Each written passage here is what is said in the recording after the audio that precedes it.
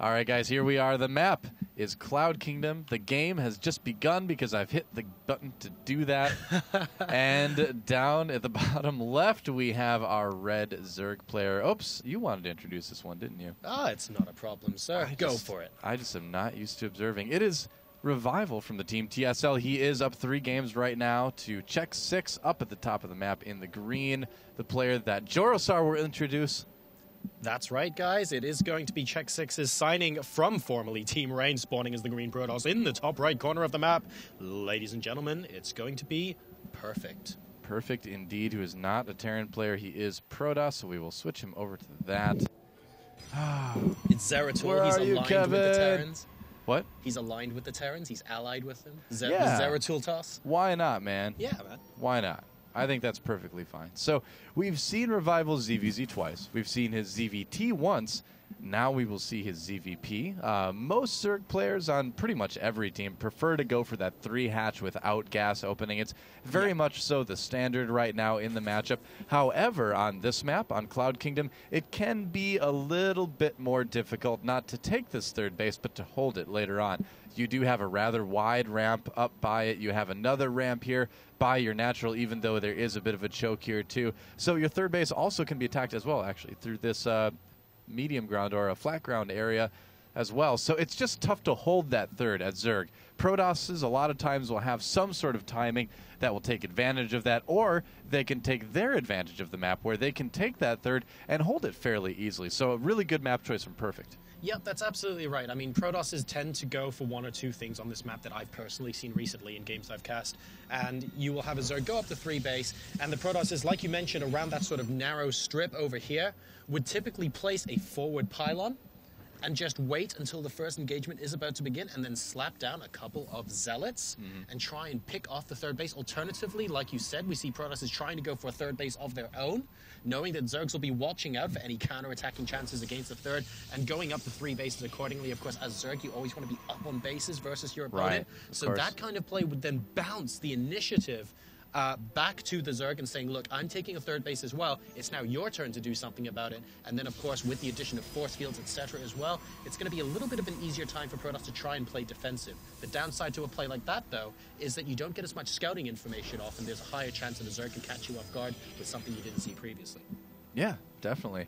So that's going to be kind of what Revival's going to be thinking about, is how can I maybe take advantage of the fact that I can possibly attack this third base from a couple different angles, take advantage of that. We see a lot of Zerg players do that 200-200 match roach. What's a roach? I don't have no idea. I don't have any idea. I can't speak and observe at the same time. Did you notice that? It's tough, man. I don't know. I haven't done it forever, too, honestly. I used to do it all the time, but oh no, poor Probe. But basically, the reason why we see that Roach Max strategy so often on this map is because you can attack here and you can attack here at the same time. You can force that kind of slower, more and more immobile Protoss army to move around a little bit more, which is a nice kind of edge to have if you're a Zerg player. And there is that fast third hatchery for Revival, so we are going to see that pretty common 3-hatch no gas opening and probably going into roaches. But will he max out, or will he maybe go for a little bit higher tech too?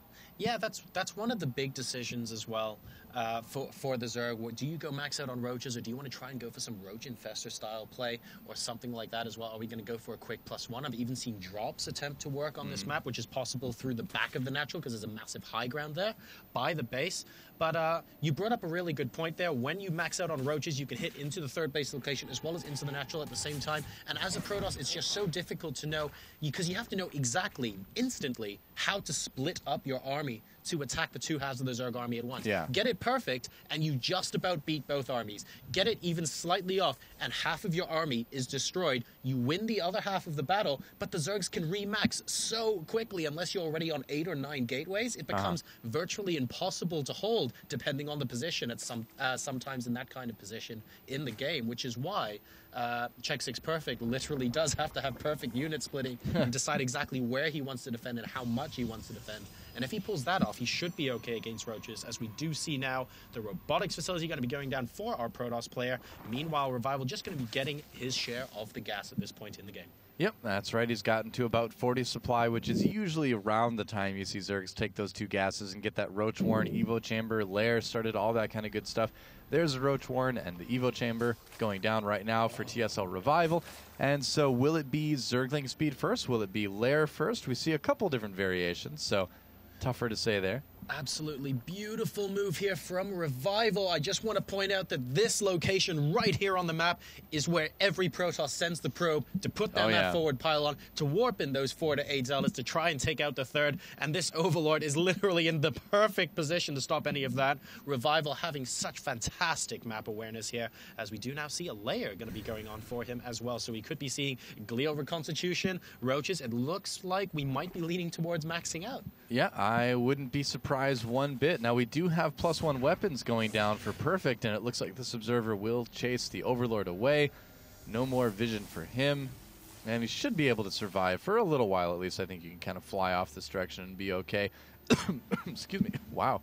Now, what we see Perfect doing in the meantime is throwing down a few more gateways and producing lots of Immortals. In fact, he's got another one queued up, so I think we're going to see just that big 2-base gateway Immortal timing too, which is so hard for Zergs to hold off. I would say this is probably what Perfect is doing, probably the most difficult thing for Zergs to hold off at this point in the kind of the StarCraft 2 metagame. I agree. This is one of those things where this is actually one of the reasons why the Stefano Max Roach style is, in some circles, not quite coming back into fashion just as quickly as it did before, because Protosses have figured out how to use this immortal-heavy army composition, sometimes with Blink Stalkers as well, early on before Zerg gets maxed out and try and hit a timing attack before Zerg overwhelms with numbers. And those Immortals just do so unbelievably well against Roaches that Protosses find themselves in positions where they win the first battle and are just able to pick off a 3rd base, for example, or something like that. And when you have fewer larvae to work with, Protoss can just start macroing up and trying to overpower the Zerg. So if this first timing attack from Perfect ends up doing quite well, then he could be in for a really, really good long haul, but he has to do it pretty soon because the numbers for RevivaL are starting to go up at an alarming rate. He is currently 130 supply, and he just built enough Overlords to go up to 190, so that's definitely indicative of very, very fast max out. Yeah, he's definitely on track to get that 11-minute max or so, and yeah, we do have a Warp Prism and some Stalkers on the way as well. Oh, that gateway finally turned into a Warp Gate. It was a little bit delayed there, but look at this. Look at all the sentries here. It looks like 9 sentries out right now for Perfect. He's going to have so many force fields, and with those Immortals added into it, it's going to be a very, very strong army for RevivaL to deal with. Yeah, 3 Immortals already, along with some Stalkers, and here we go. RevivaL coming in, trying to run away now, thinking about fighting, but no, he does just make a run for it, forcing Perfect to actually use a couple force fields, which does help a little bit, but overall, I mean, yeah, RevivaL needs to be just so careful how he engages this. This may not look like a big army, but the force fields make it very scary. Yeah, now we have that mobile pylon to a certain extent, that Warp Prism allowing him to warp in anyway, because he's like, what are you going to do? You're just going to, like, jump in the air and shoot me or something? And oh, but look at this. Here we go. It looks like the Forge is going to go down before that armor upgrade completes, and we are forced into a little bit of a base trade situation here. And the reason we're forced into that is because, frankly, if CheckSix Perfect turned around right now, by the time he got back to his own natural, it would no longer be there, and RevivaL would simply win the game. So he has decided he is just going to go for it, immediately taking out the 3rd hatch and moving on as swiftly as possible, because at the end of the day, RevivaL has 1 fewer base to take out here. All of these probes in the mineral line are going to go down. I may have liked to see Perfect try and hide a few of those probes to see if he can get them out in case of a base trade gone wrong. Do we have a probe out in the middle of the map is the question, as the natural now going to be going out. What is that? That's an observer. Yeah, it is. So we do not have a probe going out in the middle of the map unless it's this one over here. Is that a probe? No, it's a pylon. So we could have a little bit of an issue for CheckSix Perfect here. He is not going to be able to put a, no, there we go. 2 running away and planting down a Nexus as quickly as possible. But no, only 1 probe, and the Roaches are chasing. And look at this. CheckSix Perfect actually running back to save the 1 probe and putting down a Nexus as well. But the Roach is going to snipe it off. He needs to kill this. Oh, he gets the Nexus. That is huge. That is huge. Perfect barely has enough for another Nexus. I don't think he has any probes. He's got 1 probe left somewhere on the map. It's right there, and it just died. And it's gone. That's it. No more probes. Yeah, I think it looks like RevivaL's about to win Game 4. GG, there it is. Oh, my goodness. He's now 1 game away from an all-kill. TSL RevivaL really bringing out the goods today, though. No kidding.